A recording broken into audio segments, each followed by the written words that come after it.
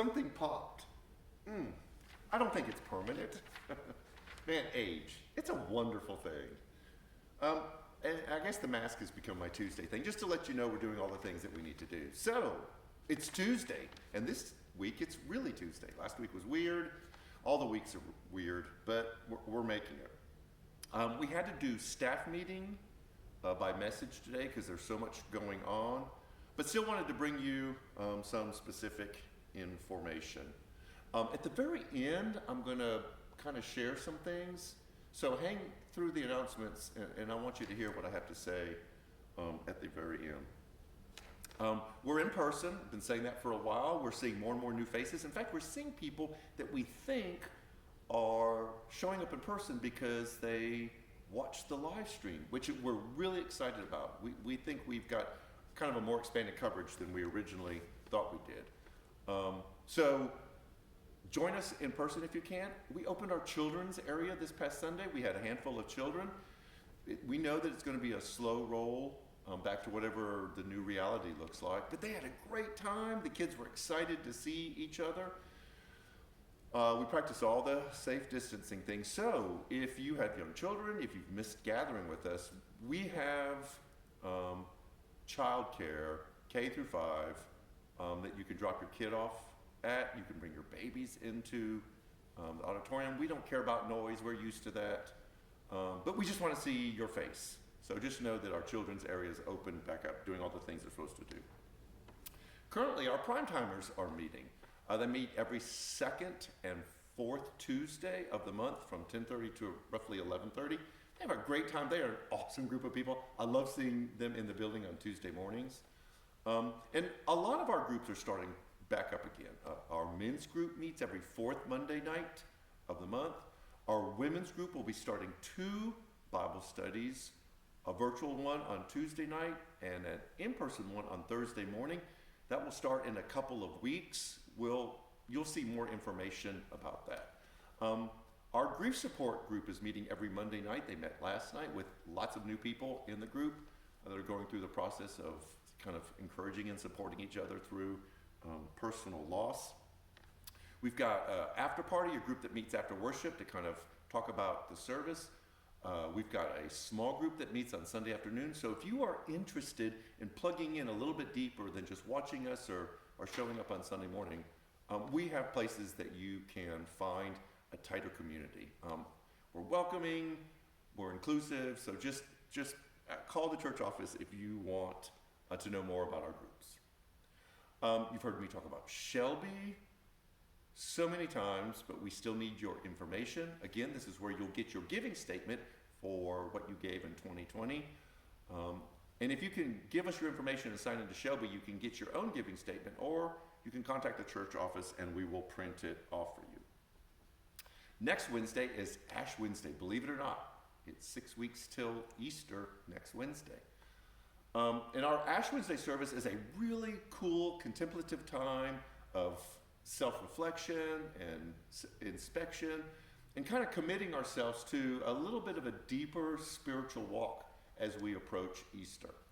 We will be in person. We're going to practice the physical distancing and incorporate all of the traditional elements of an Ash Wednesday service as much as we can. But we will also be live streaming it, and we're going to give you some information so how you can do that at home and still join us. So that's next Wednesday, the 17th at 6:30. So we hope you join us for that. Okay, what I wanted to talk about. We have spent the last 6 weeks doing some really tough studies. The first 3 weeks was talking about the division and the disunity that we're feeling in our society. And we were talking about our personal responsibility to working through reconciliation of relationships, through restoration, towards unity. That it wasn't, let's run to unity for the sake of unity, but there is a process that we have to go through where we do some difficult work to get us to that place of being unified.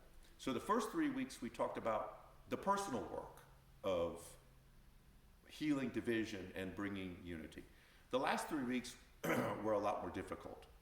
We went through the book Cast, which was a very difficult book to go through, and we talked about how division and disunity are baked into our society and our culture.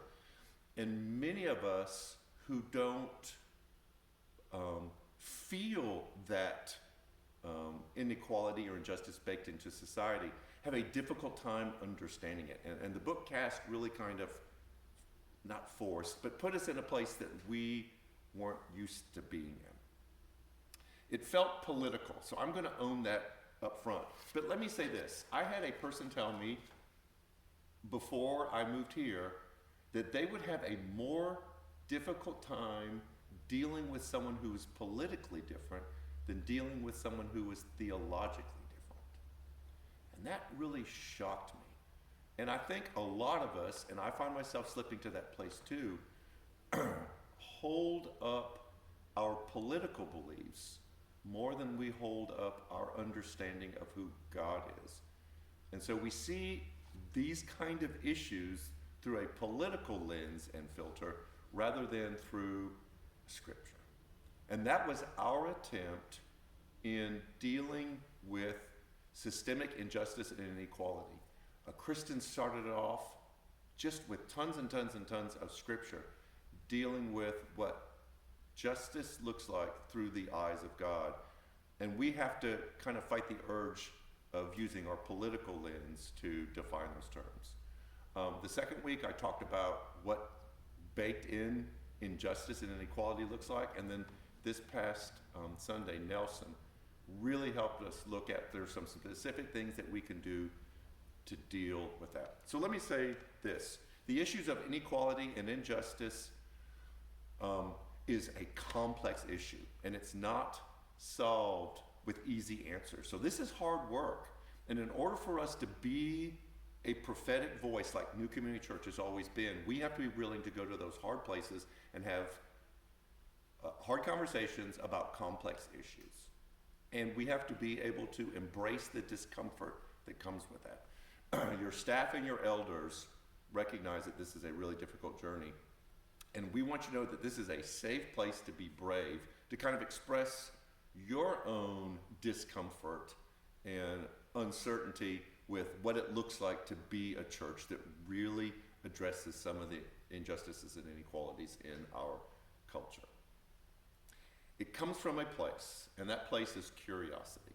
My wife and I got an email last night from a dear, close friend who has a family member that has a non-traditional lifestyle. And this close friend of ours was asking us, what does it look like to love this person in this new understanding of how they see themselves? And what I felt from this friend of Janet's and mine's was a love for this person that was making them be curious about something they were unfamiliar with in a way that still allowed them to have integrity about what they believed, but not to sacrifice this person that they loved on the altar of their beliefs. And Janet and I were really touched by our friend's curiosity, who is considerably older than us, but much more flexible than I find in a lot of younger people. And that is what we have to have as a church in order to be the voice that we want to be. So Caste was a hard book. It threw some very difficult conversations out in the open. And I trust that we are mature enough to be able to deal with them and to have the same curiosity that this friend of ours has, to say, I don't understand this. I don't get this. It goes against what I'm used to or what I'm comfortable with, but I love this person. And I'm willing to stand in those hard places and have these tough conversations because that's what Jesus did. And so that's what the past 6 weeks are about. And the conversation isn't going to end, but I wanted to be able to say those things about why we did what we did and to kind of call out our feeling with those things. Now, our next series are going to be different as we approach Easter. We're going to talk about what a life of setting priorities looks like, what a life of adjusting our daily walk looks like. And then we're going to camp out on a What I Believe series because we realize I don't want to use news words about alternative facts and post-truth and those kind of things. But there are some things that the scripture says that we can absolutely stand confidently on that are true.